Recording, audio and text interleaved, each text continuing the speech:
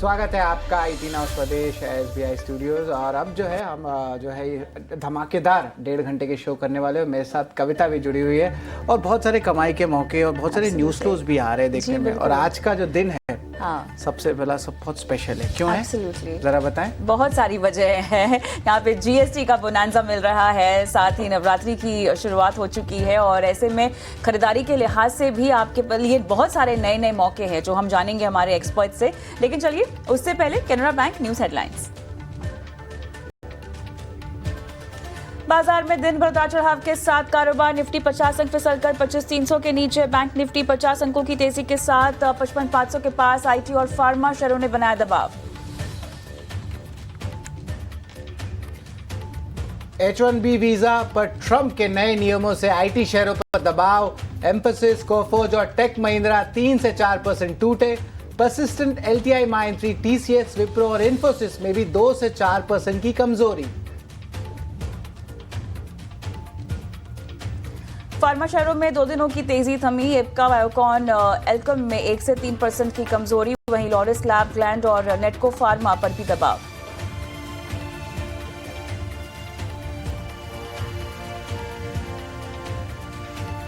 Metal शेयरों में तीसरे दिन चमक। झारखंड में नए माइनिंग लीज से हिंदुस्तान कॉपर 6% भागा। हिंदुस्तान जिंक, नैल्को और वेदांता में भी आधे से 3% की तेजी। जर्मनी की कंपनी से मिले 550 करोड़ रुपए के ऑर्डर से गार्डन रीच 3% भागा। वहीं AI इंफ्रा फैसिलिटी के लिए 450 करोड़ रुपए के ऑर्डर से नेटवेब टेक भी 6.5% दौड़ा। नवरात्रि के साथ आज से देश में लागू हुआ 5% और 18% के 2 टैक्स स्लैब वाला नेक्स्ट जनरेशन GST रिफॉर्म। अब 99% सामानों पर लगेगा सिर्फ 5% GST। रोजमर्रा की जरूरी चीजें और सर्विस हुई सस्ती।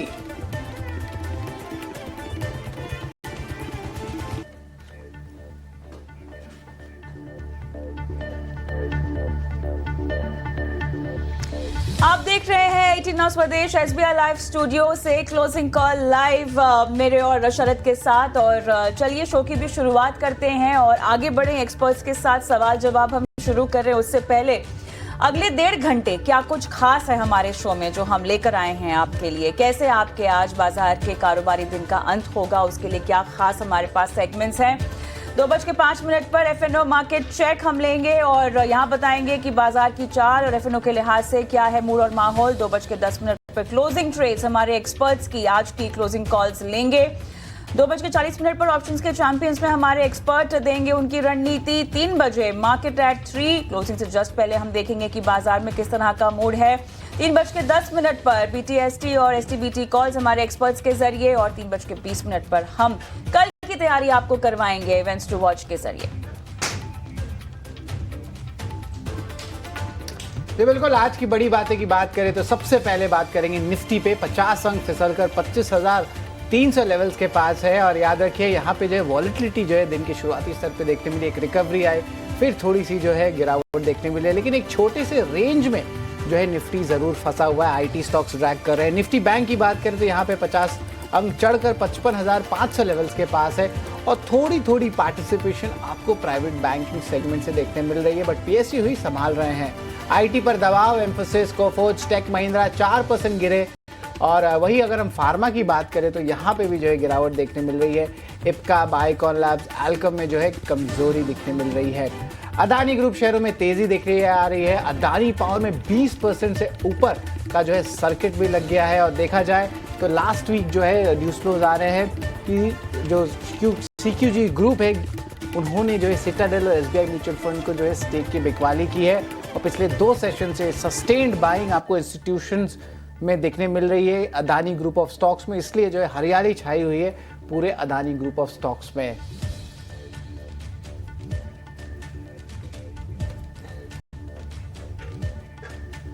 तो बाजार के रुख पे अगर बात करें तो ऑफकोर्स निफ्टी में थोड़ी सी गिरावट देखने मिल रही है। डेज हाई लेवल से एक रिकवरी की अटेम्प्ट आई थी गैप डाउन ओपनिंग के बाद, और अभी देखें तो 25,250 लेवल्स के ऊपर है। देखा जाए नेट नेट तो अभी भी जो है इंपॉर्टेंट लेवल्स को रेस्पेक्ट करके रखे है, और रणनीति जो आपके होनी चाहिए वो बाय द डिप की होनी चाहिए, क्योंकि ओवरऑल ट्रेंड अभी भी पॉजिटिव है। निफ्टी बैंक की बात करें तो निफ्टी पीएसयू बैंक की सपोर्ट लास्ट वीक देखने मिली, और आज भी जो है कुछ चुनिंदा काउंटर्स में पीएसयू सेगमेंट में अच्छी अपमूव देखने मिल रही है, और एक्सिस बैंक जो है प्राइवेट बैंकिंग स्पेस से थोड़ी सी सपोर्ट दे रहे हैं। डायरेक्टर साहब एक बार निफ्टी बैंक पे भी नजर डाले, हरे निशान में है, फ्लैटिश है, थोड़ी सी गिरावट आई है, लेकिन अभी भी 55,400 लेवल्स के ऊपर देखने मिल रहा है। और जो प्राइवेट बैंक से सपोर्ट आ रहा है वो स्टॉक है आपका एक्सिस बैंक। 10 से 11 सेशन में अच्छी आउट परफॉर्मेंस है। हालांकि कुछ बड़ा सपोर्ट ना एचडीएफसी बैंक से देखने मिल रहा है, ना आईसीआईसीआई बैंक से देखने मिल रहा है, इसीलिए आपको जो है निफ्टी बैंक थोड़े से पुराने में देखने मिल रही है। इंडिया विक्स की बात करें तो कंफर्टेबल लेवल्स पे उतना कुछ खास चेंजेस नहीं आया है, 10 के लेवल्स के आसपास है। लेकिन आज जो सबसे बड़ी मार पड़ी है वो मार पड़ी है आपके आईटी सेगमेंट में। डायरेक्टर साहब को निफ्टी आईटी इंडेक्स से टॉप लूजर्स दिखाएं तो आपको पता चलेगा मिड कैप आईटी में भी मार पड़ी है, लार्ज कैप आईटी में भी मार पड़ा है। ये स्टॉक्स जो है बड़े दिग्गज स्टॉक्स 2 से लेकर 4% तक गिरे हुए हैं, तो ये ऑफकोर्स मैटर ऑफ कंसर्न जरूर है, लेकिन कुछ रिकवरी नहीं देखने मिली है। गिरावट आया है तो गिरावट ही है, डेज लो पे भी कुछ स्टॉक्स अभी ट्रेड कर रहे हैं। तो सेलिंग एफआई की तरफ से ज़्यादा जो है आपको आईटी सेगमेंट में देखने मिल रहा है। ये देखिए आपके स्क्रीन पे आईटी लूजर्स भी दिख रहे हैं, स्क्रीन पे चौतरफा बिकवाली आपको आईटी सेगमेंट्स में देखने मिल रहा है। हालांकि फिर भी निफ्टी बैंक अभी बाय द डिप की रणनीति लग रही है, और इस पे जो है थोड़े और डिटेल्स जो है हम बताने वाले हैं। हमारे साथ हमारे गेस्ट जुड़ रहे हैं निमेश ठाकर, nimeshthakar.com से। गुड आफ्टरनून निमेश जी, नवरात्रि की जो है ग्रीटिंग्स आपको। लेकिन बताएं बाजार का क्या सेटअप लग रहा है? थोड़ी सी रेंज में आई है, आईटी ड्रैग कर रहा है, थोड़ा मूड स्पॉइल कर रहा है, प्राइवेट बैंक्स भी पार्टी में नहीं आए अभी तक, लेकिन ओवरऑल ट्रेंड तो डिसेंट लग रहा है। बाय द डिप की रणनीति रहेगी निफ्टी बैंक पे, क्या लेवल्स लगता है आपको? Very good afternoon Sharad ji and Kavita ji and सभी दर्शक मित्रों को, आप सबको नवरात्रि की ढेर सारी शुभकामनाएं। जिस तरह से हम लोग देख रहे हैं कि मार्केट के अंदर डेफिनेटली एक ग्लोबल अनसर्टेनिटी और आईटी के वजह से निफ्टी में थोड़ा करेक्शन आया है, बट अगर ऑल ओवर निफ्टी का अगर आप सेटअप देखें तो काफी स्ट्रॉन्ग सेटअप लग रहा है, और यहाँ से कोई बड़ी गिरावट आ जाएगी ऐसे चांसेस मुझे कम लग रहे हैं। नीचे की तरफ अगर बात करें तो मैं मानता हूँ कि 25,200 25,150 एक स्ट्रॉन्ग सपोर्ट जोन गिना जाएगा, और निफ्टी में यहाँ से मैं एक्सपेक्ट करता हूँ कि यहाँ से हम लोग जो है वो एक रिकवरी पॉइंट ऑफ व्यू से देखेंगे, क्योंकि जिस तरह से ग्लोबल अनसर्टेनिटी की वजह से फार्मा और आईटी आज दबाव में है, बट डोमेस्टिक्स जो है वो काफी अच्छा कर रहे हैं, और मैं मानता हूँ कि यहाँ से मार्केट के अंदर डोमेस्टिक्स का सपोर्ट मिलेगा। और जिस तरह से हम लोग देख रहे हैं मार्केट के अंदर, तो दोनों structure bank Nifty and Nifty का एक अच्छा लग रहा है। तो बाय एंड डिप्स की स्ट्रेटेजी भी है, और करंट लेवल से भी अगर किसी को इनिशिएट करना है, क्योंकि 2 दिन पहले अगर आपने देखा तो निफ्टी 25,450 के आसपास थी, आज 200 पॉइंट नीचे मिल रही है। आई थिंक ये थैंक्स टू ट्रम्प साहब, तो आई थिंक ये लेवल पे बाई करना चाहिए निफ्टी को, ऐसा मैं मानता हूँ। यहाँ से डाउन साइड मुझे काफी लिमिटेड दिख रही है। चलिए, डाउन साइड आपको काफ़ी हद तक यहाँ पर लिमिटेड लग रही है। अब ऐसे में आज के दिन में अभी तक आपकी जो रणनीति यहाँ पर बताई जा रही है in terms of stock specific strategies, वो कौन सी होंगी? अगर आप इसके लिहाज से हमें कोई नाम देना चाहें और दर्शकों को कोई रणनीति सुझाना चाहें, निमेश। देखिए, एसीसी सीमेंट स्पेस एक अच्छा स्पेस है, और मुझे लग रहा है कि अब सीमेंट स्पेस के अंदर जीएसटी का भी एक बेनिफिट मिलेगा, और दूसरा जिस तरह से मॉनसून खत्म हुआ है, दोनों बेनिफिशियरी रहेंगे सीमेंट स्पेस। और एसीसी का चार्ट स्ट्रक्चर देखिए तो काफी स्ट्रॉन्ग चार्ट स्ट्रक्चर है, एक कंसोलिडेशन का फेज चल रहा है, और आज स्टॉक ने 100 डेज की मूविंग एवरेज का एक स्ट्रॉन्ग वॉल्यूम के साथ ब्रेकआउट भी दिया है। जिस तरह से स्टॉक आज के दिन में मूवमेंट आई है, मैं मानता हूं कि एसीसी आने वाले दिनों में काफी टाइम से एक अंडर परफॉर्मिंग काउंटर रहा है, बट यहाँ से आने वाले दिनों में एसीसी एक अच्छा कर सकता है। तो एसीसी करंट लेवल से मैं बाय रिकमेंड करता हूँ। नीचे की तरफ जो स्टॉप लॉस लगाना है वो 1885 का है, यानी एक छोटा स्टॉप लॉस है, और अगर यहाँ से ट्रेंड रिवर्सल मिलते हैं तो मिनिमम ऊपर में 1960 से लेकर 2000 तक के लेवल एसीसी में देखने को मिल सकते हैं। तो चार्ट के लिहाज से स्टॉक के अंदर ब्रेकआउट आया है, 100 डेज की एवरेज का ब्रेकआउट मिला है विथ वॉल्यूम, और काफी टाइम से अंडर परफॉर्मिंग है, तो मुझे लग रहा है कि एसीसी एक good entry opportunity current level से बन सकती है। जी बिल्कुल। यहाँ पे देखिए तो सीमेंट स्पेस पे जो है एक बुलिश नजरिया आ रहा है। जिस तरह अदानी ग्रुप ऑफ स्टॉक्स में तेजी आ रही है उस पर भी हमारी नजर है, और एक खास एक्सक्लूसिव रिसर्च कैपेक्स को लेके क्यों अदानी ग्रुप में री रेटिंग आगे जाते हुए हो सकता है और उसके सारे रीजंस, डेट इक्विटी रेशियो कम होना, ये सब हम आपको थोड़ी देर में लेके आने वाले हैं। लेकिन आज देखिए अदानी ग्रुप ऑफ स्टॉक्स में अच्छी बाइंग आ रही है, लास्ट ट्रेडिंग सेशन में भी देखने मिली। लेकिन आज देखिए अदानी पावर जो अपर सर्किट में आ गया, लगभग 20% ऊपर है, और यहाँ पे एक इंस्टीट्यूशनल बाई भी देखने मिली है। 7 दिन में स्टॉक लगभग 32% रिटर्न्स दिए। ये सारा एक्शन आपको सिर्फ 2 ही दिन में देखने मिला है। अदानी टोटल गैस को भी डायरेक्टर साहब का स्क्रीन के लाएं तो यहाँ पे देखने मिलेगा कि अच्छी मोमेंटम जो है दिखने मिल रही है। अदानी पोस्ट में भी एक अच्छी उछाल आई है जिसपे ओवरऑल आज मोमेंटम है। देखिए 19% अदानी टोटल गैस भी ऊपर है, तो इस पर एक खास रिसर्च हमारी रिसर्च टीम भी लेके आने वाली है थोड़ी देर में।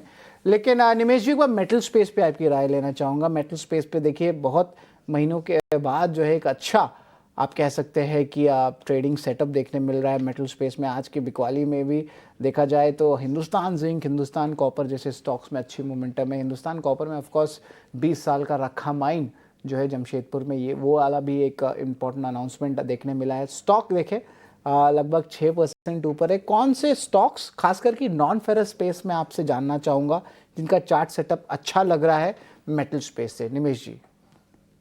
देखिए हिंदुस्तान कॉपर में तो काफी स्ट्रॉन्ग सेटअप दिख रहा है, और जिस तरह से हम लोग विथ वॉल्यूम्स के साथ एक्टिविटी देख रहे हैं, मुझे मेरा मानना है कि हिंदुस्तान कॉपर के अंदर ऊपर में 350 तक के जाने के चांसेस भी ज्यादा दिख रहे हैं। तो डेफिनेटली स्ट्रक्चर काफी बुलिश है, बट ऑलरेडी स्टॉक के अंदर हम लोगों ने रनअप 250 से 300 तक का एक बहुत काफी फास्ट मूव हम लोगों ने देखा है। तो रणनीति यही रहेगी, अगर यहाँ से थोड़ा भी करेक्शन दिखता है या 280 270 के आसपास मिलता है तो एक अच्छी एंट्री अपॉर्चुनिटी मानी जाएगी। बट फिलहाल व्यू बुलिश ही है। मुझे लग रहा है कि हिंदुस्तान कॉपर में ऑल ओवर 350 तक के लेवल देखने को मिल सकते हैं। और दूसरा हिंदुस्तान जिंक, शरद जी, मुझे काफी अच्छा लग रहा है। जिस तरह से स्ट्रक्चर बना है, और पर्टिकुलरली आप देखें तो कंपनी का एक बिजनेस सिल्वर से भी है, और सिल्वर का भी हम लोग मूव अच्छा देख रहे हैं, तो उसका एक बेनिफिट इम्पैक्ट कंपनी के ऊपर आ सकता है। तो हिंदुस्तान जिंक करंट लेवल से एक चार्ट स्ट्रक्चर भी अच्छा है, काफी टाइम से कंसोलिडेट हो रहा है ये रेंज के अंदर 460 440 के बीच में। तो एक ब्रेकआउट की तैयारी कर रहा है, और जैसे ही ब्रेकआउट ऊपर में 460 470 के ऊपर निकल रहा है तो स्टॉक के अंदर हम लोग अच्छी मूवमेंट ऊपर में देखने को मिल सकते हैं। तो हिंदुस्तान कॉपर, हिंदुस्तान जिंक, दोनों के चार्ट स्ट्रक्चर मुझे काफी अच्छे लग रहे हैं, और एंट्री अपॉर्चुनिटी वाइज दोनों में हम लोग ये लेवल से बाय कर सकते हैं। हिंदुस्तान कॉपर और हिंदुस्तान जिंक दोनों में बाय कॉल दी जा रही है। ऑटो क्षेत्र को लेकर कुछ खास मोमेंटम यहाँ पर उसके बारे में पूछना चाहते हैं, बिकॉज ऑब्वियसली जीएसटी कट का एक फ़ायदा जो कि हम देख रहे हैं वो प्ले आउट होता हुआ बढ़िया तरीके से दिखाई दे रहा है। हालांकि अभी इंडेक्स फ्लैट है, और ओवरऑल अगर हम स्टॉक स्पेसिफिक एक्शन भी देखें तो काफ़ी मिक्स्ड है। लेकिन one stock in specific Bajaj auto पर मुझे बात करनी है, क्योंकि यहाँ पर कंपनी ने ऐलान किया है कि वो न सिर्फ जीएसटी के कट का पास ऑन करेगी बेनिफिट, लेकिन उसके अलावा जो प्रोसेसिंग फीस है और एडिशनल बेनिफिट्स को बंडल अप करके भी दिया जाएगा। 50% financing options, no processing fees, complimentary insurance, festive hat trick offer के नाम से इन्होंने कुछ बंडल्ड ऑप्शन जो हैं बजाज ऑटो ने अपने उपभोक्ताओं को ऑफर किए हैं। 10% tax reduction motorcycles under 350 CC का तो वो एक फ़ायदा दे ही दे रहे हैं, लेकिन उसके साथ साथ ये सब भी एक एड ऑन है जिसकी वजह से उनको उम्मीद है कि खरीदारी जमकर होगी। स्पेसिफिक स्टॉक रणनीति यहाँ पर क्या होगी बजाज ऑटो के लिहाज से, अगर मुझे कुछ आपसे पूछना हो तो? बजाज ऑटो का चार्ट स्ट्रक्चर अगर देखें तो डेली चार्ट्स के ऊपर reverse head and shoulder pattern का फॉर्मेशन का ब्रेकआउट है। 9000 8900 9000 के ऊपर ये स्टॉक काफी स्ट्रांग है। और देखिए तो ऑटो स्पेस के अंदर रिलेटिवली, अगर आप आइसर मोटर देखें या हीरो मोटोकॉर्प देखें, तो रिलेटिवली टू व्हीलर स्पेस के अंदर बजाज ऑटो ने थोड़ा अंडर परफॉर्म भी किया है। पर जो चार्ट स्ट्रक्चर इंडिकेट करता है, मैं मानता हूं कि यहाँ से बजाज ऑटो के अंदर एक बड़ी तेजी देखने को मिल सकती है, जो तेजी ऊपर में 10,500 से 10,800 की रेंज में हो सकती है। यानी कम से कम यहाँ से 12 से 15% की अपमूव बजाज ऑटो के अंदर हम लोग एक्सपेक्ट कर सकते हैं। तो काफी स्ट्रॉन्ग सेटअप है, रिस्क रेशियो काफी फेवरेबल है। पहले भी हम लोगों ने बजाज ऑटो के ऊपर बाय रिकमेंडेशन दिया हुआ था एट द रेट ऑफ 8,900 के आसपास। तो अभी भी मेरा व्यू सेम ही है, मैं बजाज ऑटो के अंदर बाय रिकमेंडेशन दे रहा हूँ। मेरा मानना है कि नीचे की तरफ 8,750 का एक स्टॉप लॉस लग के बजाज ऑटो में बाय किया जा सकता है। और ऊपर में अगर आपका 3 से 6 महीने की अवधि का नजरिया है तो ऊपर में मुझे लग रहा है कि बजाज ऑटो 10,500 से 10,800 तक की रेंज दिखाई दे सकती है, तो बजाज ऑटो के अंदर बाय रिकमेंडेशन है। स्टॉप लॉस 8750 और यहाँ पर आपका नज़रिया लगभग 6 महीने तक का हो 10,800 तक के लेवल्स भी देखने को मिल सकते हैं बजाज ऑटो में। एक काम करते हैं, छोटा सा ब्रेक लेते हैं, लेकिन क्लोजिंग कॉल में हमारे साथ निमेश तो बने ही हुए हैं और भी एक्सपर्ट्स जुड़ेंगे और बाजार की चाल पे नज़र होगी, कल के लिए रणनीति भी आपको बताएंगे ब्रेक के बाद।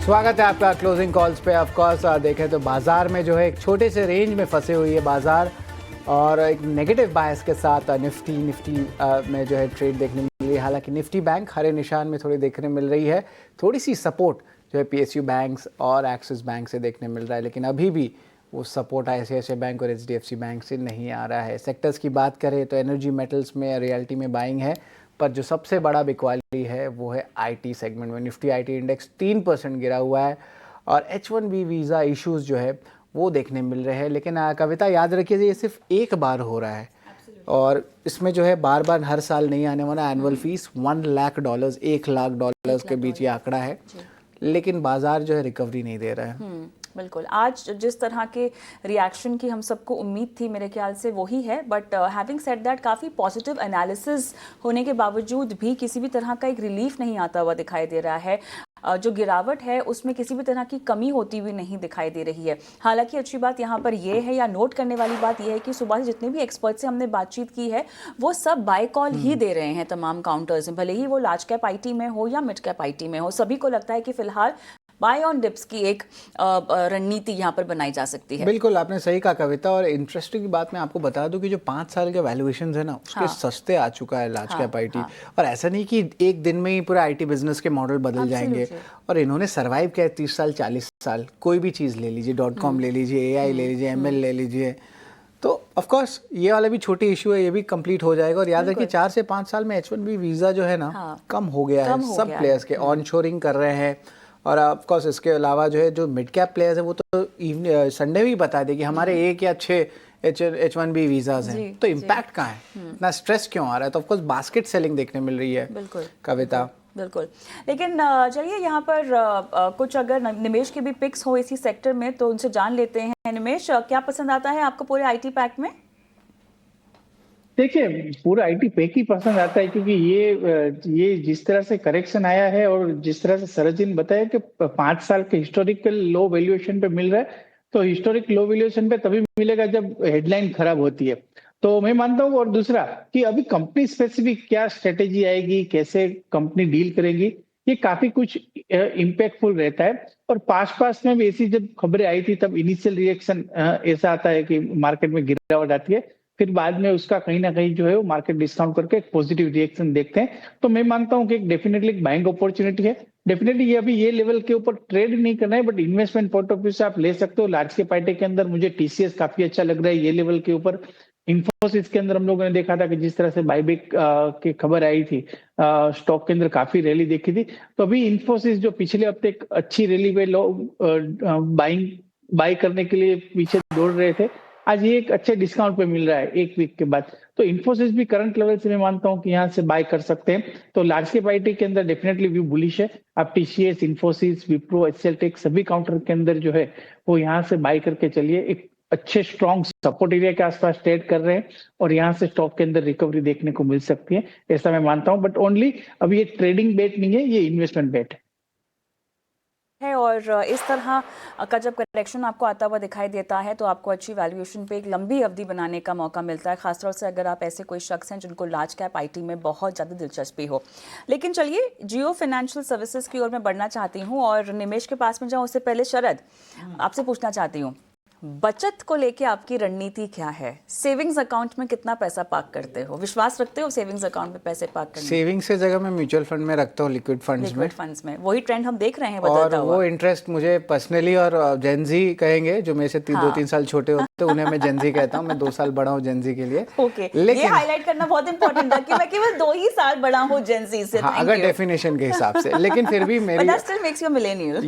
काइंड ऑफ तो बेसिकली यस, आपने सही कहा। इंटरेस्ट एफडी में उतना ज्यादा है नहीं। हाँ, म्यूचुअल फंड एफडी नहीं, मैं तो FD नहीं। सेविंग्स अकाउंट की बात कर रही हूँ। सेविंग्स से भी वो क्योंकि move जियो कर- फाइनेंशियल सर्विसेज जो है अपने ग्राहकों को सेविंग्स प्रो नाम से एक फैसिलिटी दे रहा है, जहां पे आप लगभग 6.5% तक का रिटर्न सरप्लस फंड पर इस प्लान के तहत कमा सकते हैं। बहुत इंटरेस्टिंग हो गया खबर है। तो बहुत बढ़िया लग रही है, बिल्कुल, है ना। हमारे पास निमेश है, लेकिन निमेश आप टेक्निकली चाह से बताइएगा, क्योंकि जिस तरह से आपने कहा कि आप लिक्विड फंड में डालना चाहते हैं पैसे, हम देखते हैं बहुत सारे दर्शक हमारे ऐसे हैं जो स्वीप एफडीज भी करते हैं, जहां पर वो बहुत पैसा सेविंग्स में नहीं रखना चाहते हैं। और कमाई होनी चाहिए ना, बेसिकली आपकी मेहनत की कमाई आपको कमा कर दे, यही तो उद्देश्य होता है।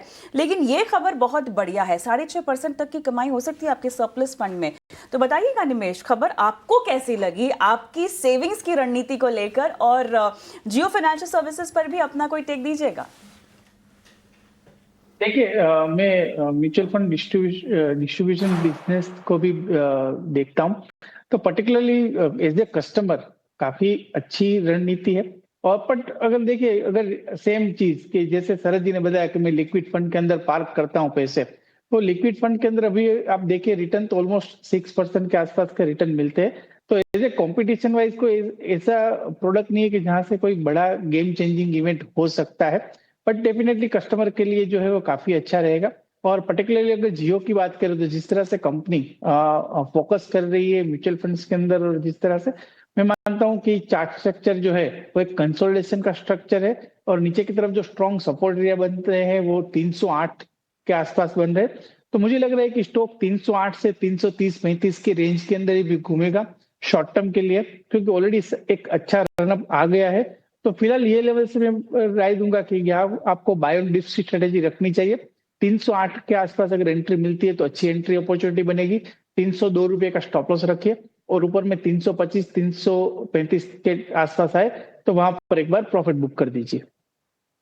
बिल्कुल, बाय ऑन डिप्स की रणनीति जो है जियो फाइनेंशियल सर्विसेज की तरफ से देखने मिल रही है, तो उस पर नज़र रखेंगे। निमेश जी की राय है, अभी देखें तो लगभग 315-316 पे ट्रेड हो रहा है जियो फाइनेंशियल सर्विस। चलिए एक छोटा सा ब्रेक लेते हैं, और ब्रेक के उस पार जो है ऑफ कोर्स ऑप्शंस के चैंपियन मार्केट्स एट 3 और इम्पॉर्टेंट रिसर्च लेके हम ज़रूर आएंगे।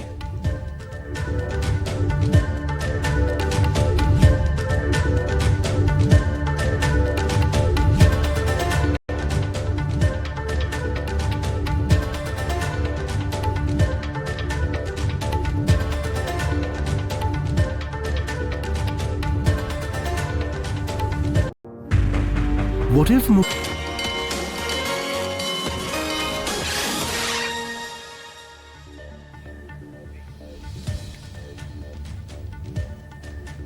स्वागत है आपका क्लोजिंग कॉल पे, और अब चलते हैं, हमारे 2 गेस्ट जुड़ रहे हैं। एक टेक्निकल गेस्ट स्वाति होटकर निर्मल बांग से, और राजेश अग्रवाल ओम कैपिटल से फंडामेंटल जो है अहम पिक्स बताने वाले हैं। और देखा जाए तो बाजार में जो है of course range bound movement है, लेकिन हमारे गेस्ट आए हैं जहां पे एक एक करके वो बताएंगे कि उनके अहम पिक्स क्या है। सबसे पहले स्वाति आपसे शुरुआत करते हैं। Good afternoon, seasons greetings, Navratri अब शुरू हो गया है, जरा बताएं क्या रहेंगे आपके technical picks. Good afternoon, everyone. First of all, happy Navaratri to all of you. 2 pics में बाय कॉल देना चाहूंगी। पहला है टाटा कंज्यूमर थिंग काफी अच्छी चल रही है। ये पर्टिकुलर काउंटर हम देख रहे हैं वीकली चार्ट्स पे, इसने कप एंड हैंडल फॉर्मेशंस बनाए, उसका ब्रेकआउट्स के वर्ज पे है ऑन द लाइन चार्ट्स। तो सेटअप्स काफी स्ट्रॉन्ग है, इंपॉर्टेंट मूविंग एवरेजेस के ऊपर काफी अच्छे वेल प्लेस्ड है, जैसे 50, 100 एंड 200 डीएमए हम देखते हैं, उसके ऊपर काफी अच्छे वेल प्लेस्ड चल रहे हैं, high tops high bottom formations में। तो जो भी इंपॉर्टेंट टेक्निकल पैरामीटर्स है काफी स्ट्रॉन्ग है। करंटली 1127 के आसपास ये ट्रेड हो रहा है। 1100 का स्ट्रिक्ट स्टॉप लॉस प्लेस कीजिएगा। मैं ऊपर में एटलीस्ट 1190-1200 के लेवल्स देख रहे हो तो टाटा कंज्यूमर्स एक बाय कॉल है।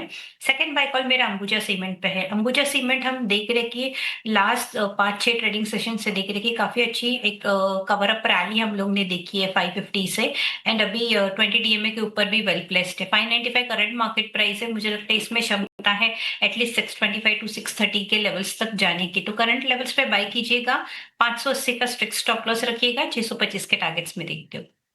ये बिल्कुल अंबुजा सीमेंट और टाटा कंज्यूमर दोनों पे खरीदारी की राय स्वाति जी की तरफ से। लेकिन अब चलते हैं राजेश जी की तरफ। और राजेश जी, मुझे पता है आप कलकत्ता से ही अभी बात कर रहे हैं और कलकत्ता में दुर्गा पूजा का फेस्टिविटीज जो है जोर शो से जो शुरू हो रहा है, दुर्गा पूजो, करेक्ट। तो राजेश जी बताएं, महालय तो अभी सेलिब्रेट हो भी गया, हाँ। किस तरह जो है पूजा का प्लानिंग चल रहा है? दुर्गा पूजा बहुत बड़ा होता है बंगाल में। गुड आफ्टरनून शरद जी, बाकी भी जो मैं पैनल में मित्रगण है सबको नमस्कार। आपने सही कहा कि दुर्गा पूजा की बहुत ज्यादा हलचल बंगाल में रहती है, और आपको बता दो यूनेस्को से हेरिटेज स्टेटस मिला इसे 3-4 साल पहले, तो उसके बाद तो विदेशों से भी बहुत पर्यटक आने लगे।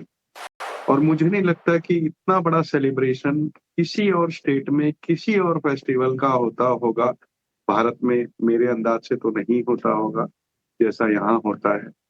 और पहले अक्सर ऐसा होता था कि छठवें नवरात्रे या 7वें नवरात्रे से लोग बाहर निकल के घूमना वगैरह चालू करते थे। फिर उसके बाद धीरे धीरे चलन बढ़ा और लोग 2-4 दिन पहले होने लगे, फिर महालय से होने लगे, और अब हालात ऐसे हैं कि महालय से भी 3-4 दिन पहले यानी कि श्राद्ध पीरियड में ही लोगों ने घूमना चालू कर दिया है, क्योंकि भीड़ इतनी ज्यादा होने लगी है कि लोगों के पास ऑप्शन नहीं है, पहले से ही निकलने लगे। तो एक्साइटमेंट बिल्कुल बनी हुई है। हर बार कुछ नए थीम्स पे पंडाल्स बनते हैं, लोग जाते हैं। इवन मैं आपको शेयर कर दूं कि मैं खुद 6-7 दिन सारी रात यानी रात को 7-8 बजे से सुबह 7-8 बजे तक सड़कों पे ही घूमते हुए रहेंगे। तो इस तरीका का एक्साइटमेंट यहाँ रहता है। मेरे ख्याल से पंडाल हॉपिंग जैसा कुछ होता है। स्वाति, निमेश, क्या आप भी यही करते हैं? पता नहीं, आप बॉम्बे से अगर हैं तो काफी कम जगह बॉम्बे में पंडाल लगते हैं, लेकिन क्या पंडाल जाना होता है स्वाति? डेफिनेटली पंडाल्स का फिर बट अगर हम कंपेयर नहीं कर सकते कलकत्ता और मुंबई का, ऐसे वाइब्स हम लोग गणपति में हम लोग देखते हैं मुंबई में, बट यस डेफिनेटली पंडाल्स लगते हैं, बट उस तरह का वाइब्स नहीं होते हैं जैसे compare to Calcutta. But definitely हम लोग विजिट्स करते हैं, डिफरेंट जगह पे माता जी बैठते हैं, तो हम डेफिनेटली जाते हैं फॉर दर्शन पर्पस। जी बिल्कुल। देखिए, पूरी जो है पैंडल हॉपिंग की जो है ऑफ कोर्स बज आ गई पूरे स्टूडियो में। शायद मैं भी कुछ एरियाज में पैंडल हॉपिंग आज रात कर सकता हूँ। हाँ, लेकिन कहाँ जाओगे? बिकॉज गिनी चुनी जगह तो जाया जा सकता है बॉम्बे नहीं में। अगर बॉम्बे में बता दूं कहाँ पे, दादर एरिया है, वहाँ पे जाइए आप। जुहू में जाएं, नवी मुंबई में, बोरीवली में, लोखंड वाला में, ये 4-5 जगह है जहाँ पे बड़े जो है बंगाली कम्युनिटी सेलिब्रेट करते हैं। और वहाँ जाके जो है जाए, रात में जाए, रात के 8-9 बजे के बाद, तो भीड़ रहेगा लेकिन एंजॉय भी आप जरूर करेंगे। लेकिन राजेश जी, आपसे एक बार और पूछना चाहते हैं कि फेस्टिविटीज तो हो गई, लेकिन इन्वेस्टर्स को भी कुछ चाहिए, क्या वो डोमेस्टिक फेसिंग हो या एक्सपोर्ट स्पेसिफिक, कौन से सेक्टर्स आपको लग रहे हैं अच्छे लग रहे हैं अब यहाँ से? अब देखिए आखिरी 3 महीने बाकी हैं। देखिए, इस वक्त जिस जो ऐसे हालात बन गए, फिर वो चाहे ट्रम्प टैरिफ को लेकर के हो या वीकेंड पे जो H1B वीजा को लेकर के दिक्कतें खड़ी हुई, और आज से जो नई जीएसटी की दरें लग रही है, तो बहुत कुछ चेंज हो रहा है।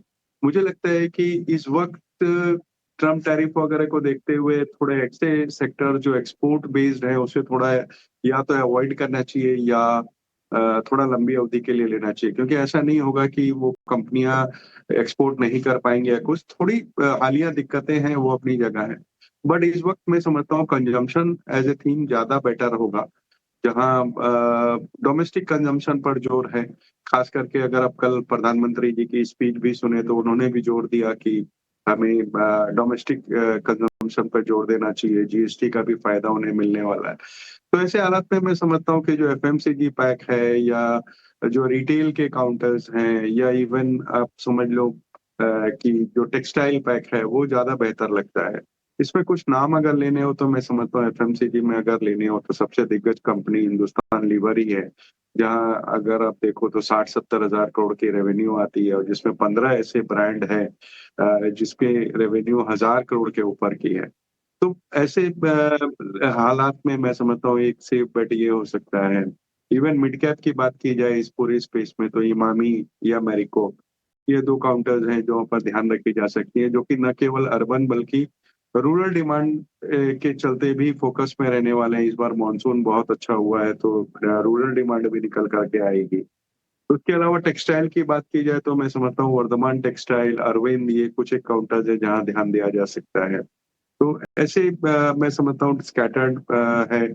Even banking as a space इस वक्त हमें बहुत अच्छा लगता है। बैलेंस शीट प्राय सभी पीएसयू बैंकिंग साइट्स की क्लीन अप हो गई है और जिस तरीके के रेट कट का माहौल बना हुआ है, पिछले दिनों भी रेट कट्स हुए हैं, तो उससे उनका बॉन्ड पोर्टफोलियो में बहुत ज्यादा अप्रिशिएशन हो सकता है। तो लार्ज कैप में एसबीआई या मिड कैप की बात की जाए तो bank of Baroda, bank of Maharashtra, ये कुछ नाम हैं जहाँ ध्यान दिए जा सकते हैं। बिल्कुल, यहाँ पे ऑफकोर्स बैंकिंग पे एक बुलिश नज़रिया बन रहा है, बैंक ऑफ बड़ौदा, एसबीआई पे। बाजार पे लेकिन गिरावट थोड़ी बढ़ गई है। सेंसेक्स करीब 450 अंकों की गिरावट है और निफ्टी में भी देखें तो 100 अंक से ज़्यादा की गिरावट आ रही है। तो सेलिंग थोड़ा इंटेंसिफाई हो गया है, इस पर भी जो है हमारी नज़र रहेगी और इस सेगमेंट में भी जो है हम दिखाएंगे आपको कमाई के मौके कहाँ से ढूंढ के ले आ सकते हैं। लेकिन चलिए एक छोटा सा ब्रेक लेते हैं। ब्रेक के उस पार ऑप्शंस के चैंपियन अदानी ग्रुप पे खास रिसर्च और मार्केट्स एट 3।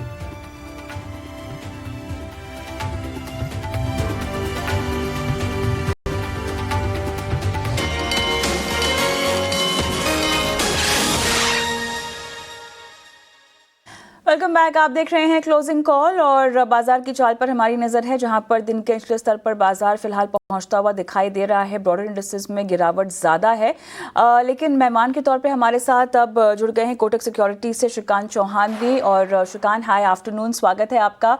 आपके पास हम आएंगे, बाजार की चाल पर आपसे राय भी लेंगे, लेकिन उससे पहले चलिए रुक कर लेते हैं हमारे बेहद खास सेगमेंट ऑप्शंस के चैंपियन की ओर।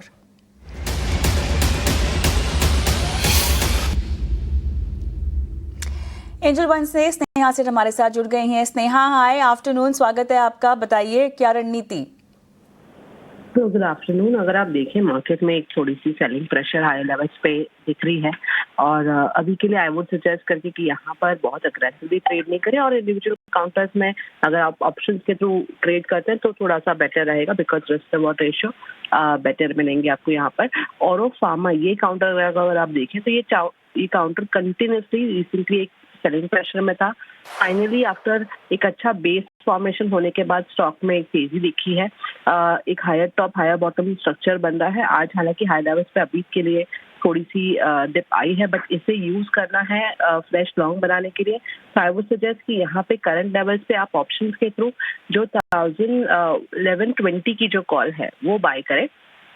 19 के आसपास 20 के आसपास इसे बाय करना था, बट अब आपको थोड़ा नीचे मिल रहा है तो अराउंड 1870 के आसपास आप बाय कर सकते हो।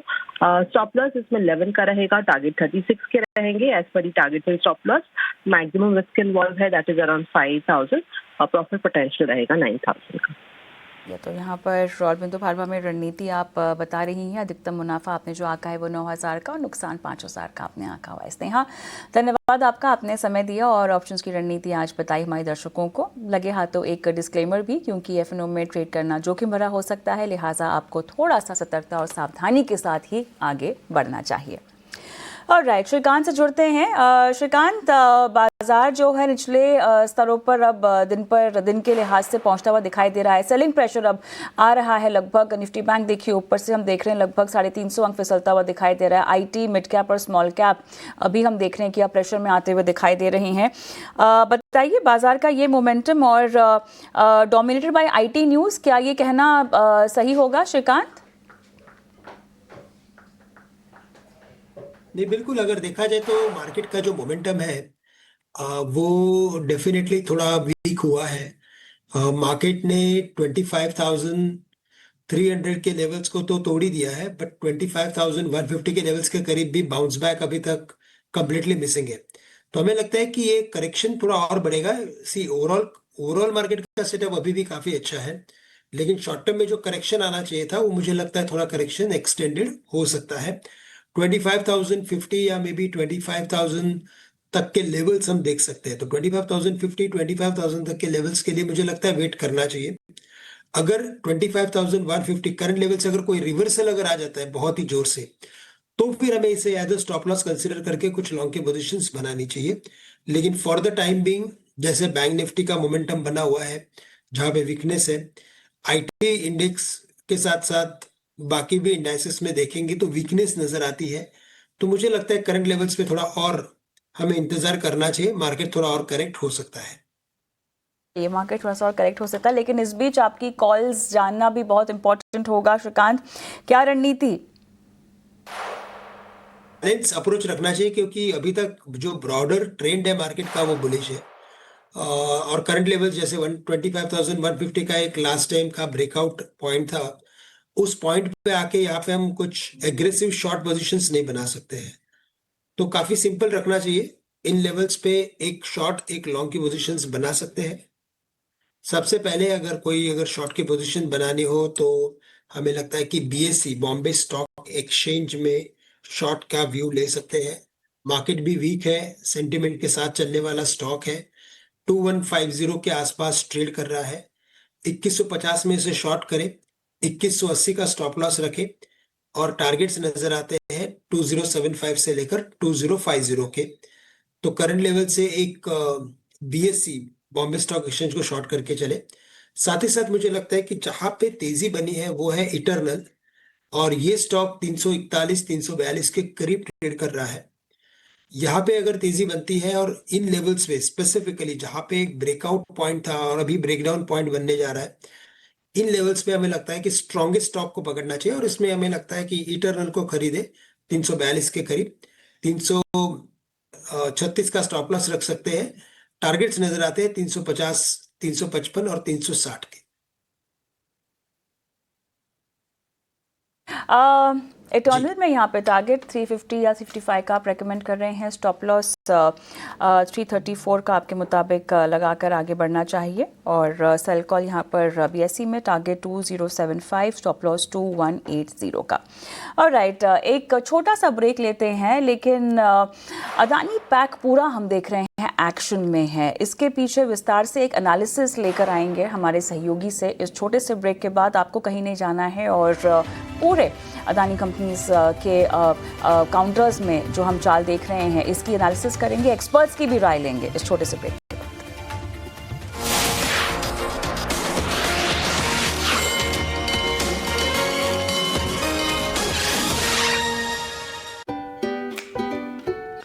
क्लोजिंग कॉल में आपका स्वागत है। बाजार की एक बार बात कर ले तो 25,200 के नीचे फिसल गया है निफ्टी, और देख रहे हैं कि मेजॉरिटी ऑफ दी जो लार्ज कैप स्टॉक्स है वो हरे निशान में। लेकिन एक ग्रुप है जो बहुत अच्छा कर रहा है despite selling in the market, वो है अदानी ग्रुप। आज अदानी ग्रुप स्टॉक्स में बड़ी तेज़ी देखने मिल रही है। End of course Adani power की भी अगर बात करें तो यहाँ पे जो है एडजस्टमेंट जो है बोनस का देखने मिला है। लेकिन उसके बावजूद Adani total gas, Adani enterprises, Adani energy, सारे स्टॉक्स में एक अच्छी तेज़ी देखने मिल रही है। इसके क्या रीजंस हैं, क्या आगे के ट्रिगर्स हैं, डेट लेवल्स क्या देखने मिल रहे हैं और ओवरऑल कैपेक्स प्लान्स क्या है अदानी ग्रुप की, सारी डिटेल्स जो है हमें रविंदर बताने वाले हैं। गुड आफ्टरनून रविंदर, बताएं अदानी ग्रुप में जो है क्या अहम बात है जो नज़र में आनी चाहिए। जी बिल्कुल, ओवरऑल अडानी ग्रुप के जो स्टॉक्स है इनमें जो है पिछले कुछ दिनों से अच्छी खासी तेज़ी देखने को मिल रही है। इसमें कुछ की ट्रिगर है। सबसे पहला यहाँ पे जो है पिछले हफ्ते जीक्यूजी ने जो है अपने अडानी पावर के शेयर्स जो है वो एसबीआई फंड और सिटाडेल सिक्योरिटीज़ को सेल किए हैं $250 मिलियन में। इसी के साथ साथ और भी कुछ ग्रोथ ट्रिगर है ग्रुप अडानी ग्रुप्स के आगे चलते, जैसे कि सबसे पहला जो है डेट टू एबिटा रेशियो जो है अडानी ग्रुप्स का, वो लगातार इसमें जो है गिरावट देखने को मिल रही है। और जो इंडिया रेटिंग एजेंसीज है उनकी तरफ से लगातार जो है अडानी ग्रुप्स की जो कंपनी है वो जो है इसको अपडेट कर रही है। और हिंडनबर्ग का जो ओवरहैंग है वो अब ख़त्म हो चुका है। वही जो लॉन्गर टेनियर चीपर कैपिटल है वो उसका जो एक्सेस है वो आगे चल के भी रहेगा, और जो रेवेन्यू प्रॉफिटेबिलिटी है अगले 25 से 50 साल के लिए वो काफ़ी स्ट्रॉन्ग नज़र आ रही है। और कंपनी के जो पूरे सभी सेक्टर्स जो है वो इंफ्रा रिलेटेड है, जहाँ पर इंडिया की जो इंफ्रा स्टोरी है काफ़ी स्ट्रॉन्ग है। अब बात करें कंपनी के डेट सर्विस कवरेज रेशियो की, तो यहाँ अडानी ग्रुप का तो जो अडानी ग्रुप का FY23 में जो डेट रेशियो था 2.5 का था, 24 में भी 2.5 और 25 में जो है 2.6 और Q1 FY26 में जो है 1.8 का रहा है। तो यहाँ पर जो डेट रेशियो है कंपनी ग्रुप अडानी ग्रुप का वो लगातार कम होता हुआ नज़र आ रहा है। और पिछले 2 दिनों में स्टॉक्स में जो अडानी टोटल गैस में 24% की इसमें तेज़ी देखने को मिल रही थी, वहीं अडानी ग्रीन में 13% की तेज़ी और अडानी एंटरप्राइज में जो है 8% की इसमें तेज़ी देखने को मिल रही थी।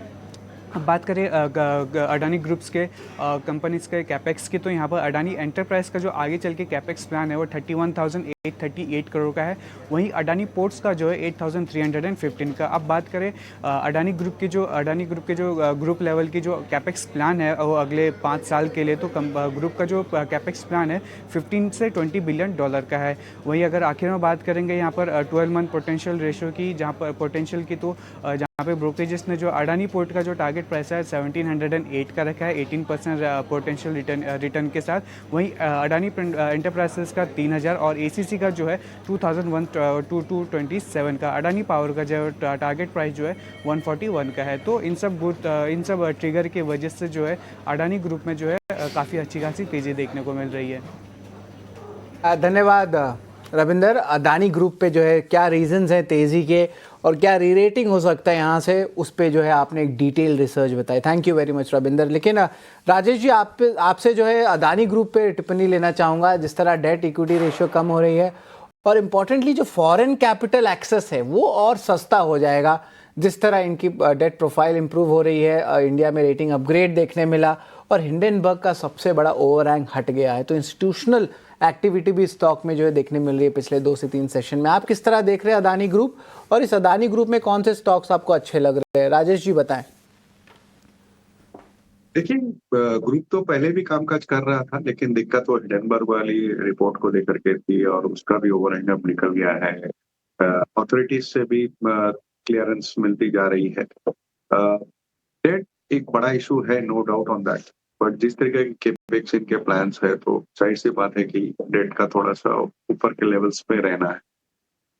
इंटरेस्ट रेट्स कम हो रहे हैं न केवल भारत में, बल्कि फेड ने भी पहला कदम तो उठाया है। हालांकि उन्होंने कहा है कि वो रिस्क मैनेजमेंट टूल रहा है और कोई रेट रिडक्शन साइकिल की कोई शुरुआत इस वक्त वो नहीं कह रहे हैं, लेकिन ये तो है कि रेट रिडक्शंस चालू हो गए हैं, भारत में तो हो ही गए।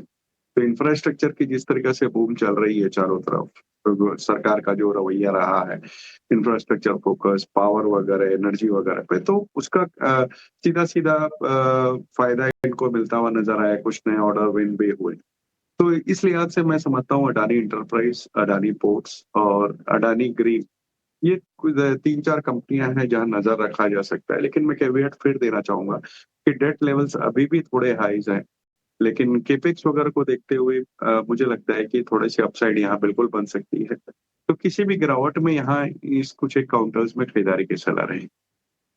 यहाँ पर ओवरऑल मोमेंटम और खरीदारी की सलाह स्पेसिफिक काउंटर्स में। लेकिन चलिए यहाँ पर शो को भी आगे बढ़ाते हैं और फिलहाल वक्त हो गया है हमारे खास सेगमेंट मार्केट सेट 3 का।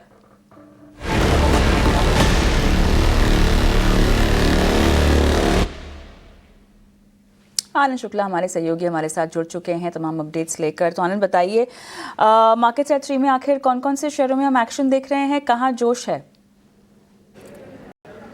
जी कविता, अभी तक के बाज़ार की तरफ देखेंगे तो आज बाज़ार में काफ़ी गिरावट देखने को मिल रही है और जो सेक्टर सबसे ज़्यादा गिरा है वो है आईटी का। आईटी शेयरों में आज गिरावट देखने को मिल रही है। H1B वीज़ा को लेकर जो अपडेट आया था उसकी वजह से आज आईटी शेयरों में अच्छी खासी गिरावट देखने को मिल रही है। एम्फेसिस का शेयर देखिए करीब 5% नीचे कारोबार करता नज़र आ रहा है।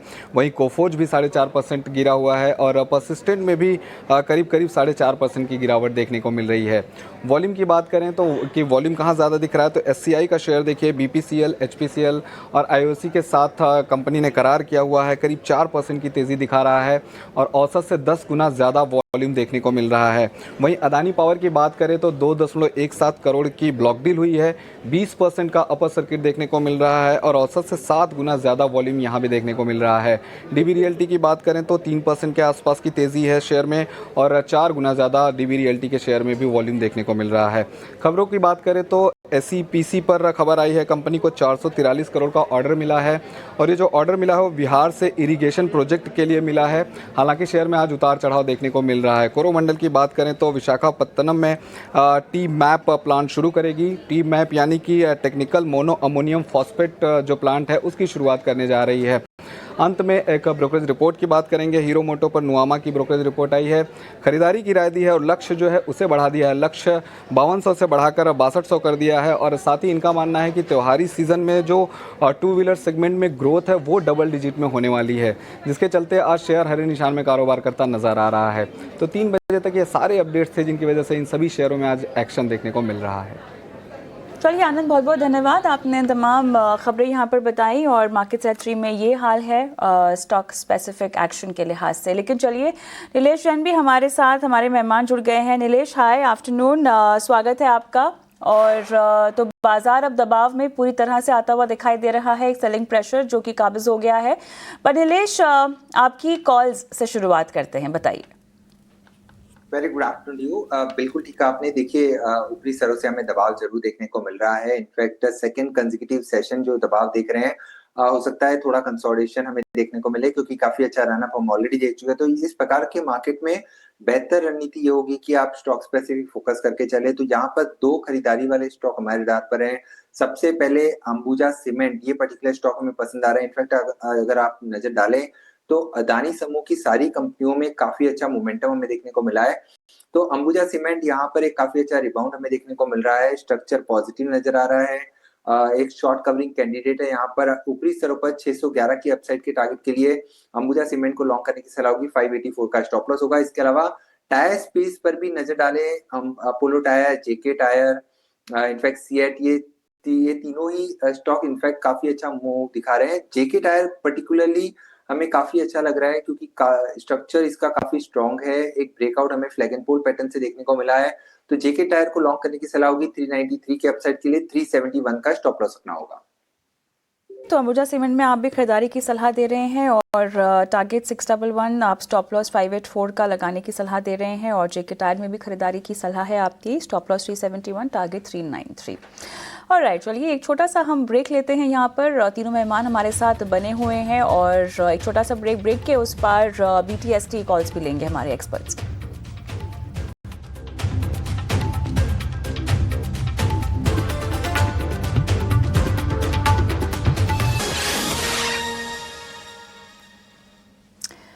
Welcome back. और चलिए यहाँ पर हमारे एक्सपर्ट्स हमारे साथ जुड़े हुए हैं। बाजार बंद होने में बस कुछ ही समय अब बचा है और ऐसे में श्रीकांत और नीलेश से जो है BTST और STBT कॉल्स अब लेने का समय हो गया है क्योंकि ये एक बेहद खास सेगमेंट जहाँ पर हमारे दर्शक इसका इंतजार करते हैं। श्रीकांत, शुरुआत में आपसे करना चाहूँगी, बताइए आपकी लिस्ट में किन किन काउंटर्स का नाम है?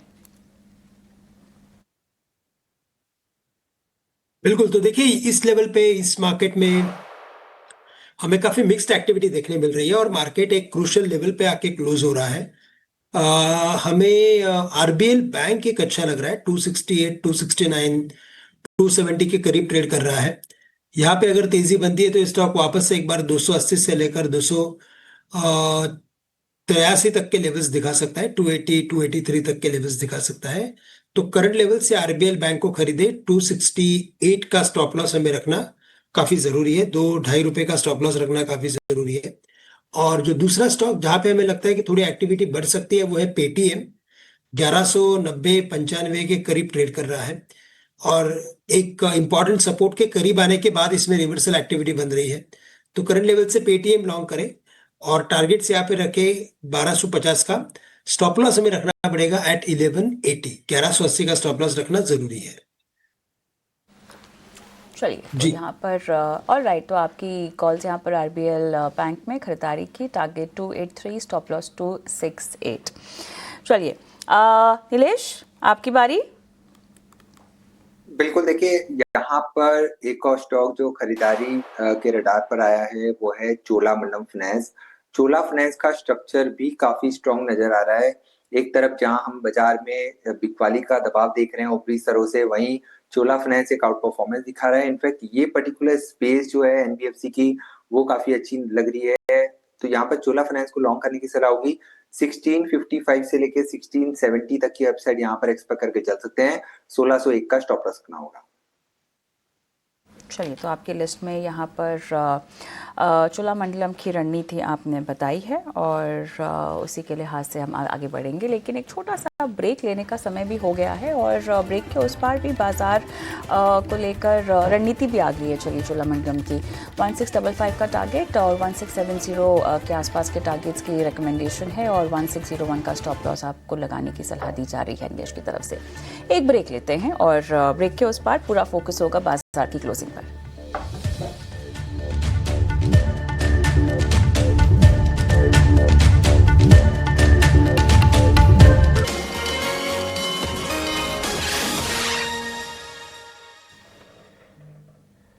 स्वागत है आपका क्लोजिंग कॉल पे। ऑफ कोर्स बाजार में जो है गिरावट बढ़ गई है, लेकिन एक रिकवरी अटेम्प्ट ज़रूर कर रहा है और निफ्टी फ्लैट 25,200 लेवल्स के पास देखने मिल रहे हैं।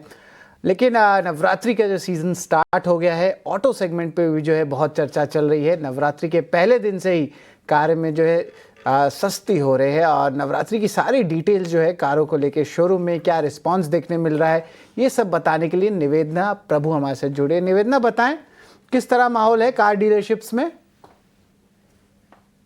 जी बिल्कुल, जीएसटी रेट रैशनलाइजेशन के तहत जो हम ये पॉलिसी पुश देख रहे हैं, काफी ऐसे लोग होंगे who are going to be owners of a नया गाड़ी।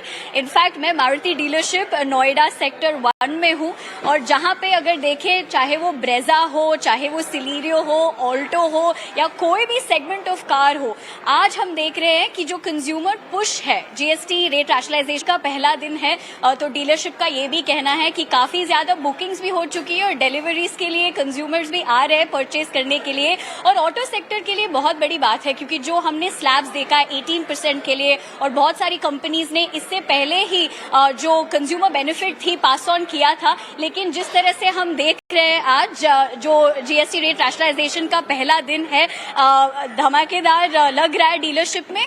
इसलिए क्योंकि भी अगर आप देखें जो सेगमेंट्स है गाड़ियों का, जो ये पॉलिसी पुश के बाद हम देख रहे हैं, अगर वो स्मॉल कार सेगमेंट हो, फैमिली के लिए काफी बचत है, ज्यादा पैसा है हाथ में, इसके मतलब ये भी है कि फैमिलीज बजट को भी रीजिक कर सकते हैं और फेस्टिविटी का टाइम है। तो ऑल इन ऑल सिर्फ सेक्टर के लिए नहीं, गाड़ियों के लिए भी परचेज करने के लिए लोगों के लिए भी ज्यादा ऑप्शंस है। मोर इम्पोर्टेंटली अगर मारुति की तरफ से डीलरशिप में देखें, चाहे वो स्विफ्ट हो, सिलीरियो हो, अगर आप ग्रैंड विटारा की भी बात करें या अगर हम ब्रेजा की भी बात करें, बहुत सारा डिमांड है। और ये पॉलिसी पुश जो रेट कट हमने देखा है ऑटो सेक्टर पे अक्रॉस ऑल सेगमेंट्स, इसका पूरा फायदा आम आदमी उठा रहा है। जी बिल्कुल, ऑटो स्पेस पे जो है ऑफकोर्स बुलिश नज़रिया ज़रूर बन रहा है। लेकिन अब चलिए नीलेश जी, आपसे एक बार ऑटो स्पेस पे आपकी राय लेना चाहूँगा। यहाँ पे कौन से पिक पे जो है नज़र है आपकी? बिल्कुल, देखिए ऑटो स्पेस में हमारा ध्यान भी पॉजिटिव साइड में बना हुआ है, लेकिन अगर आप देखें तो पिछले 2 दिनों में प्रॉफिट टेकिंग हमें देखने को मिल रही है। तो ये प्रॉफिट टेकिंग हो सकता है थोड़ा और एक्सटेंड हो, क्योंकि हम ऑलरेडी जीएसटी के ऐलान के बाद, जीएसटी कट के ऐलान के बाद एक काफी अच्छा रनअप हम ऑलरेडी देख चुके हैं, जहां पर निफ्टी ऑटो इंडेक्स 24,000 से लेके 27,200 के ऊपर निकल चुका था। अब ये प्रॉफिट टेकिंग जिसे हम रिट्रेसमेंट कहते हैं, वो थोड़ा सा कंटिन्यू होके 27,000 तक आ सकता है। तो उसके चलते अगर टीवीएस मोटर, हीरो मोटो, ये कुछ चुनिंदा स्टॉक है, अगर थोड़े से और करेक्टिव लेवल पर मिलते हैं तब यहाँ पर नजर रखने की सलाह होगी, क्योंकि टू व्हीलर स्पेस पे भी ध्यान पॉजिटिव है। इसके अलावा महिंद्रा एंड महिंद्रा, मारुति, ये दूसरे काउंटर्स होंगे जहां पर स्ट्रक्चर पॉजिटिव नजर आ रहा है, बट बाय एंड डिक्लाइन की रणनीति रखने की सलाह होगी। Not only that, auto ancillary पर भी नजर रखिए। मदरसन ये पर्टिकुलर स्टॉक है जिसका स्ट्रक्चर पॉजिटिव नजर आ रहा है। 112, 115 तक की अपसाइड वहां पे देखने को मिल सकती है। 107 का स्टॉप लॉस रखना होगा। तो ऑटो के साथ साथ ऑटो एंसिलरी पॉकेट पर भी नजर रखने की सलाह होगी। ऑटो स्पेस पे जो है नज़र ज़रूर रहेगी। राजेश जी, आपसे जो है ऑफ कोर्स जानना चाहेंगे कि कंजम्पशन थीम पे भी जो है बड़ी जो है न्यूज़ फ्लोज देखने मिल रहे हैं। ऑटो पे तो जो है नीलेश जी ने बात कर लिया, कंजम्पशन में और कौन से स्पेस पे आपको लगता है कि अभी भी रिस्क रिवॉर्ड अच्छा है? कंज्यूमर ड्यूरेबल्स आपको अच्छा लग रहा है या कुछ और भी है आपके पास? शरद जी, कि ऑटो के बाद अगर कहीं नजर रखनी चाहिए तो वो कंज्यूमर ड्यूरेबल्स पे ही रखनी चाहिए, जहां हम समझते हैं कि एसी की कंपनी अच्छा परफॉर्म करेगी। पिछले इस बार के जो समर सीजन थे वो थोड़ा शॉर्ट हो गए थे, इस वजह से उतने अच्छे नंबर्स नहीं आए। लेकिन मुझे लगता है कि आने वाले दिनों में एक बेहतर प्रदर्शन दिखा सकती है, खास करके ब्लू स्टार जैसी कंपनियां, जहां न केवल डोमेस्टिक बल्कि अगर विदेशों में भी उनका कारोबार देखें तो बहुत अच्छा फैला हुआ है, मार्जिन्स अच्छे हैं दूसरों के वनिस्पत, और मुझे लगता है कि वैल्यूएशन के लिहाज से भी ब्लू स्टार बहुत अच्छी अपसाइड दे सकता है, तो यहाँ पे खरीदारी की सलाह रहेगी। अब क्योंकि आप हमारे साथ हैं तो एक फंडामेंटल कॉल पूरे बैंकिंग स्पेस पर भी हम चाहते हैं आपसे। क्या आपको लगता है ये स्पेस अब पूरी तरह से बॉटम आउट हो चुकी है क्या? देखिए, पीएसयू बैंकिंग अगर एक खेमा में पकड़ूं तो यहाँ पर अच्छा खासा रनअप हमें दिखाई दे रहा है, लेकिन प्राइवेट बैंकिंग किस तरह से प्लेस्ड है? उसी तरह अगर पूरा बीएफएसआई सेक्टर पकड़ना चाहे और एनबीएफसीज की ओर भी हम जाना चाहें तो फिलहाल वैल्यूएशंस आपको यहाँ पर किस तरह से आते हुए दिखाई दे रहे हैं? क्योंकि अब हम कंजम्पशन की बात ही कर रहे हैं, कहीं ना कहीं यहाँ पर क्रेडिट ट्रैजेक्टरी और रिटेल का जो डिमांड का एक हिस्सा है वो बढ़ता हुआ हम देखेंगे, तो काफी ऑप्टिमिज्म अब बनती हुई दिखाई दे रही है। क्या व्यू है आपका? आपने सही कहा कविता कि जो कंजम्पशन की थीम बढ़ेगी तो क्रेडिट ऑप्टेक बढ़ेगी। हमने देखा पिछले कई क्वार्टर्स से बैंकिंग के प्रदर्शन अच्छे रहे, डिपॉजिट्स अच्छे आ रहे थे, एडवांसेस अच्छे हो रहे थे, जो दिक्कत थी वो क्रेडिट ऑप्टेक की थी। अब चूंकि प्राय सभी की बैलेंस शीट क्लीन अप हो चुकी है, एसेट क्वालिटी सबकी बेहतर हो गई है, एनआईएम्स में सुधार होना जस्ट एक वक्त की बात है।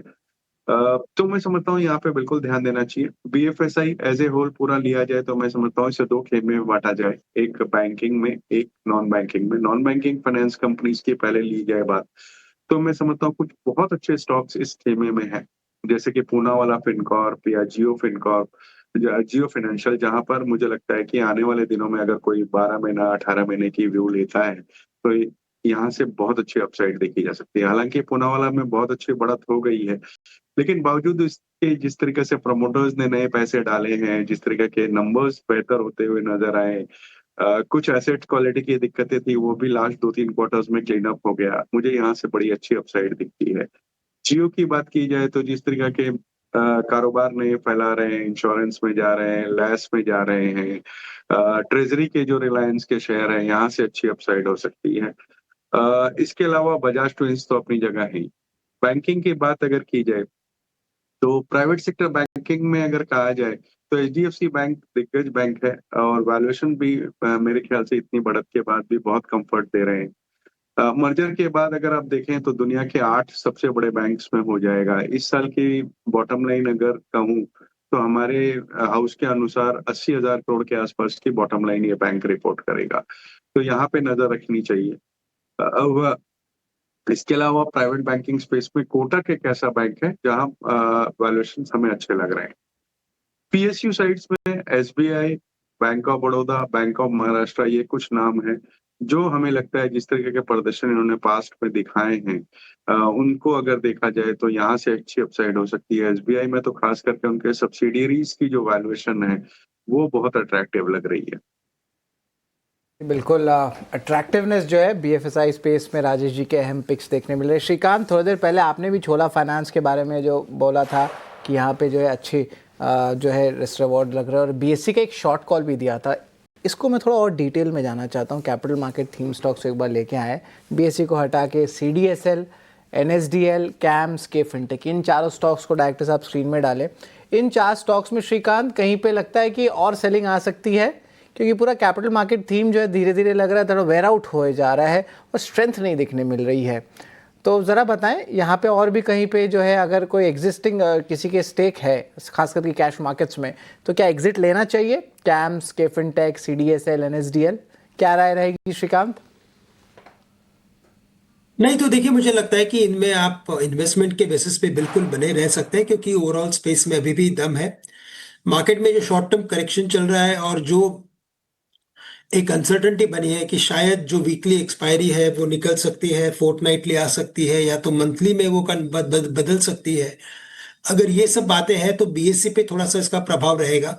और with very short term view BSc में शॉर्ट करने का नजरिया है। वैसे अगर लॉन्ग टर्म का नजरिया हो कम से कम 6 से 12 महीने का, तो मुझे लगता है ये स्पेस में और भी अपॉर्चुनिटीज है और डेफिनेटली इन सभी स्टॉक्स में अच्छे पैसे बनेंगे। सीडीएसएल तो हमारे बाय लिस्ट में है, हमें लगता है कि करंट लेवल से भी इसे खरीदना चाहिए, लेकिन लंबी अवधि का नजरिया होना जरूरी है। शॉर्ट टर्म में बिकॉज ऑफ मार्केट सेंटिमेंट हम इन स्टॉक्स में कुछ वीकनेस देख सकते हैं, लेकिन वो एक अपॉर्चुनिटी है for investors to invest in. For traders मुझे लगता है कि मार्केट का मोमेंटम माहौल देख के काम करना चाहिए, और इसी वजह से बीएससी में थोड़ा सा व्यू हमें लगता है कि और भी यहाँ से निगेटिव रख के हम काम कर सकते हैं। बट ओवरऑल ये स्पेस में एचडीएफसी एएमसी हमें स्पेसिफिकली बहुत अच्छा लग रहा है। सीडीएसएल तो हमारे बाय लिस्ट में है ही, और हमें लगता है कि इसके साथ साथ नुवामा में भी हमें एक पॉजिटिव व्यू रख के चलना है। करंट लेवल्स देखे जाए तो नुवामा में अच्छा करेक्शन देखने मिला है। 8,500 के करीब था ये स्टॉक, वहां से गिरते हुए 6,200 के करीब आया है, तो काफी अट्रैक्टिव लेवल्स पे आ चुका है। और यहाँ पे अगर कोई भी मार्केट में अगर थोड़ा सा भी रिवर्सल अगर ट्रेंड देखने मिले तो हमें लगता है कि नुवामा में भी हमें टर्न अराउंड देखने मिल सकता है। तो करंट लेवल से तो यही कहेंगे कि इनमें खरीदारी की पोजीशन रखें अगर लॉन्ग टर्म का नजरिया हो तो। का नजरिया एचडीएफसी एएमसी नुवामा वेल्थ में श्रीकांत की रणनीति और नजरिया हालांकि आपको लंबा रखना होगा। नीलेश, जल्दी से एक शुगर सेक्टर पर मैं आपका कोई पिक चाहती हूं, क्योंकि जिस तरह से एक सिग्निफिकेंट इन्वेस्टर अटेंशन हमें आती हुई दिखाई दे रही है। एक्सपर्ट्स का मानना है कि ऑनगोइंग इथेनॉल ब्लेंडिंग की जो स्टोरी है वो काफ़ी पोटेंशियली रिवॉर्डिंग हो सकती है इंडस्ट्री के लिए। चार्ट्स के बिना पे कौन से काउंटर्स जहां पर आपको लगता है कि कुछ इनिशिएट किया जा सकता है? शुगर स्पेस में पिछले कुछ दिनों से लगातार हम गिरावट देख रहे हैं। तो यहाँ पर आज के दिन में भी अगर आप नजर डालें, बलराम चीनी, द्वारकेश, इन्फेंट टाम्पो sugar, in fact across all sugar space दबाव कंटिन्यू होता हुआ नजर आ रहा है। तो बेहतर होगा कि फिलहाल के लिए अवॉइड करें जब तक कोई reversal candle, reversal formation chart पर नजर नहीं आता है, तब तक यहाँ पर कोई भी खरीदारी करने की सलाह फिलहाल के लिए नहीं होगी। जब रिवर्सल आएगा उसके बाद यहाँ पर हम बलराम चीनी को फोकस करके चल सकते हैं। जी बिल्कुल, अवॉइड की रणनीति जो है आपको शुगर स्टॉक्स में देखने मिल रही है, और अभी भी जो है वॉलेटिलिटी इस काउंटर में बनी हुई है। लेकिन आज की अगर बात करें तो ऑफकोर्स आईटी सेगमेंट पे जो है भारी गिरावट देखने मिला है, और H1B वीज़ा की जो फीस हाइक हुई है उसके कारण जो है majority of the IT players में जो है आज सेलिंग प्रेशर देखने मिला है। रिकवरी के अटेम्प्ट भी नहीं की गई आईटी स्पेस में, और मिड कैप आईटी स्पेस ले या लार्ज कैप सब में गिरावट है। एम्फेसिस लगभग 5% गिरा है, कोफोज भी 4.5% से ज़्यादा की गिरावट देखने मिली है। पर्सिस्टेंस, टेक महिंद्रा, टीसीएस जैसे स्टॉक्स भी 3% या उससे ज़्यादा की जो है गिरावट देखने मिल रही है ना। Of course second half of the day में देखा जाए तो बाजार में जो है अपमूव जो था वो पूरी तरह जो है ख़त्म हो गया, और बाजार लगभग 25,200 के आसपास जो है आपको निफ्टी में गिरावट देखने मिल रही है। अगर बात करें तो सपोर्ट भी रिलायंस से नहीं आ रहा है, और रिलायंस में भी गिरावट आई है। इंडिया विक्स में जो उछाल आई है, पर अभी भी जो है सिर्फ जो है 10.5 का ही है, तो उतना भी बड़ा उछाल नहीं देखने मिल रहा है। शुरुआती स्तर पे अगर बात करें तो एडवांस डिक्लाइन रेशियो 1:1 था, लेकिन टुवर्ड्स दी एंड देखें तो 1:2 बेयर्स के फेवर में दिखने मिल रही है। निफ्टी बैंक की बात करें तो यहाँ पे भी लगभग 150 पॉइंट से ज़्यादा की गिरावट आ रही है। कुछ खास सपोर्ट आईसीआईसीआई बैंक या एचडीएफसी बैंक से नहीं देखने मिल रहा है, और पीएसयू बैंक में भी जो है रिवर्सल देखने मिल रही है। लेकिन आज जो सबसे बड़ा जो आप गिरावट होगा वो आपको आईटी स्पेस में देखने मिलेगा। इसके अलावा फार्मा, एफएमसीजी, यहाँ पे भी जो है सेलिंग प्रेशर देखने मिल रही है। एक range bound movement negative side में आपको रियलिटी ऑटो स्पेस में देखने मिले, और अदानी ग्रुप ऑफ स्टॉक्स ही एकमात्र ग्रुप ऑफ स्टॉक्स है जहाँ पे आप कह सकते हैं मार्केट से पूरी डाइवर्जेंस थीम पे जो है अच्छी मोमेंटम देखने मिल रही थी। जिस तरह डीआईज अपने जो है पोजीशंस बढ़ा रहे हैं, Adani total gas, Adani power, of course यहाँ पे देखा जाए तो इनकी जो है बोनस एडजस्टमेंट भी देखने मिली थी। बट नेट आज का दिन जो था रेंज बाउंड रहेगा नेगेटिव बायस के साथ, और चुनिंदा मेटल स्पेस वाले स्टॉक्स में अच्छी मूवमेंट आई थी, जिस तरह हिंदुस्तान कॉपर, हिंदुस्तान जिंक और वेदांता जैसे स्टॉक्स जो है हरे निशान में थे। लेकिन आज का सबसे बड़ा लॉस आईटी सेगमेंट में था, और उसके कारण जो है बाजार भी जो है लाल निशान में जो है बंद हुआ है। दोनों ही बेंचमार्क इंडिसेस में हमने देखा कि गिरावट आई है, सिर्फ अदानी ग्रुप ऑफ स्टॉक्स में ही जो है हरे निशान में बंद हुए हैं।